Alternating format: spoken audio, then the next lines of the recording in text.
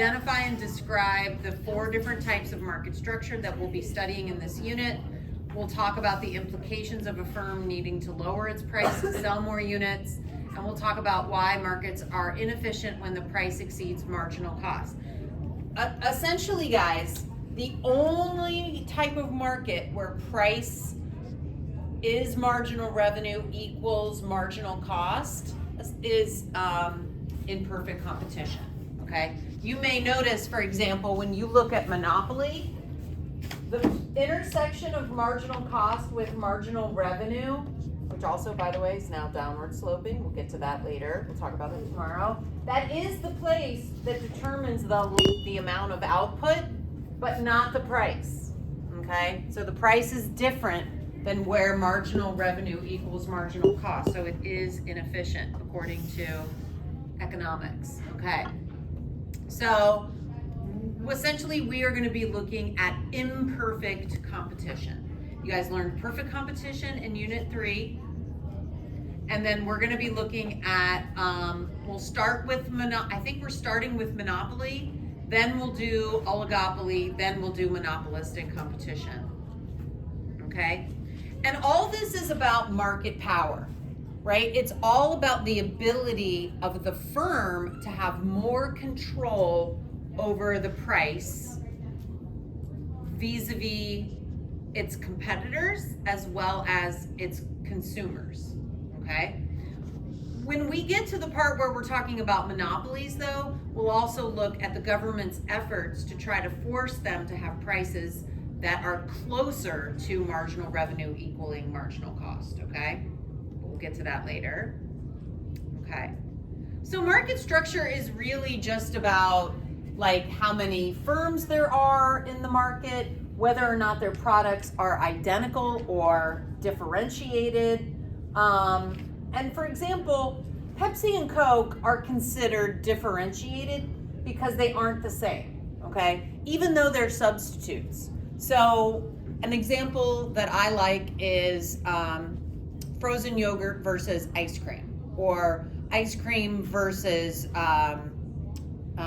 gelato, right? They're similar, but they're not exactly the same, okay? So anytime there's even some small difference, they are considered differentiated. Okay. So this is just like a little kind of graphic that shows you kind of where monopoly and oligopoly, perfect competition, and monopolistic competition fit in.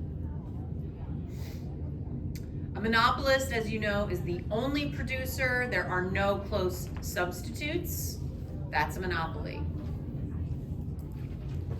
Oligopoly is there's only a few firms. Now, what number of firms that is, it's somewhere between 2 and 5, you know what I mean? Like the more firms there are, the farther away they get away from being oligopolists and towards monopolistic competition. But where that cutoff takes place is hard to determine. You're not going to be asked to make that determination because when we study oligopoly, we're going to do it through the lens of duopolies, assuming that there's only 2 firms in the market, okay?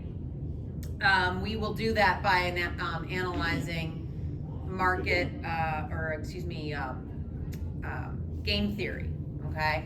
So there's no kind of graph, but what you should know is that firms that can kind of work together as oligopolists can act like monopolists, right? And that's pretty much all there. So what we care about is the concentration ratio, meaning like who has the most market power. We would call those price leaders, okay? In an oligopoly situation, they'd be considered price leaders, like everybody follows their lead. Kind of like how Cricket and Boost Mobile and etc., they follow the lead of whatever Verizon and AT&T are doing. Does that make sense? Okay. All right. Monopolistic competition has pretty free entry and exit. There's a lot of different competing firms, but there's some differentiation. And you guys rightly identified fast food restaurants as being monopolistic competitors because Like, I really like Chipotle, not so interested in Qdoba. Not as interested in hothead burritos, right? I definitely am not going to Taco Bell, right? So those are all kind of like fast food, Tex-Mex restaurants, but there's slight differences to them, and the differences are enough that I'll choose Chipotle more than I'll choose any other. Not least of which is because I have the app on my phone and it's closer to my house. Okay.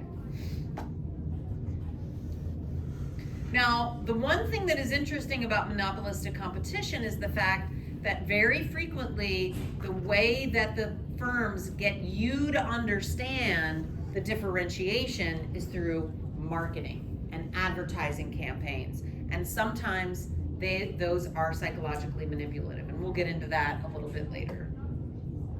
Okay. You guys know that perfectly competitive firms are allocatively efficient because the price equals the marginal cost. But we are going to be looking at firms that are going to charge above the marginal cost to produce a good, okay? And then this is just another table that summarizes, you guys basically filled this in yourselves with the activity that you did today. And if you guys could work with your tables now that we're finished and all the way through the notes, just basically using your graphic organizers, using everything that we just went over, just go ahead and quickly try to do this mini FRQ.